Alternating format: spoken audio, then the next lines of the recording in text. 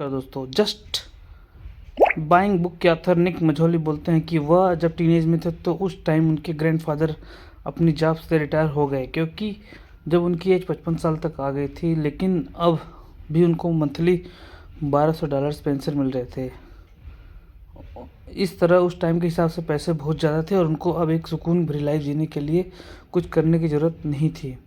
आप यह मान सकते हो कि महीने के सारे खर्च निकालने के बाद और अपनी नीड्स पूरी करने के बाद भी आपको कुछ पैसा बच जाया करता था। अब यहाँ पर उनके ग्रैंडफादर ने क्या किया, पैसा बचता हुआ देखकर उन्होंने पैसा गैम्बलिंग में लगाना शुरू कर दिया।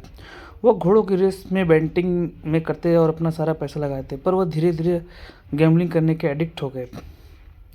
अब उनका एक ऐसा कोई दिन नहीं जा रहा था जहाँ वो पैसा ना हार रहे हो, फिर भी वह अपनी लाइफस्टाइल से कम्प्रोमाइज़ करके बस खेलते ही चले जा रहे थे। इससे उनकी हालत यह हो गई कि उनके डेथ के टाइम आया तो उनके पास बचत के नाम पर उस वक्त एक फूटी कौड़ी भी नहीं बची थी। यह सारा कुछ नेक मजूली अपने आँखों से होता हुआ देख रहे थे और उनके बचपन से ही एक एहसास होना शुरू हो गया था कि हर इंसान के पास पैसों की जानकारी होना कितना इम्पोर्टेंट है। मतलब कि उनको फाइनेंस में बचपन से ही इंटरेस्ट आ गया था।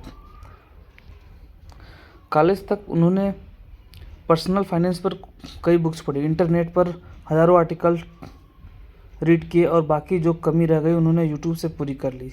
साल 2017 में अपने एक कंसल्टिंग की जॉब पर लगे हुए थे, पर उनका दिल तो यहाँ पर भी पर्सनल फाइनेंस और इन्वेस्टिंग जैसी चीज़ों में ही।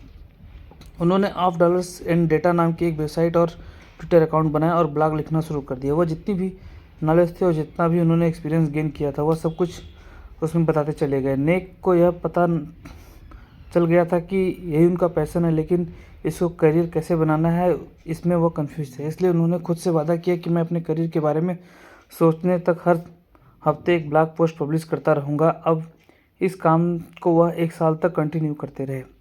फिर इसके बाद जो हुआ वो पूरी तरह से अनएक्सपेक्टेड था। उनके ब्लॉग ने ट्विटर पर जो बड़े बड़े फाइनेंशियल एडवाइज़र थे उनका भी ध्यान खींचना शुरू कर दिया।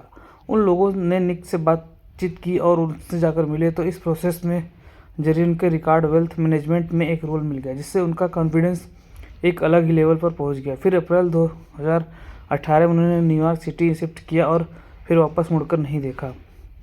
उनकी unique financial advice of the wall street journal CNBC the times यहाँ भी देखी जा सकती थी।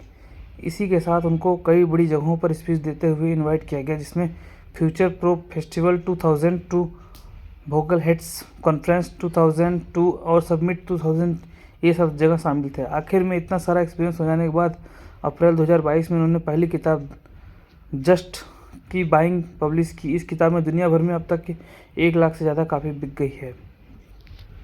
गूगल पर आप इस बुक को रेटिंग्स चेक करोगे तो 5 में से 4.45 रेटिंग से इस बुक की नई इतनी ज़्यादा रेटिंग मिलना बहुत बड़ी बात है। तो कुछ ज़रूर खास है इस बुक में, इसलिए ये बुक ज़रूर पढ़ें। धन्यवाद।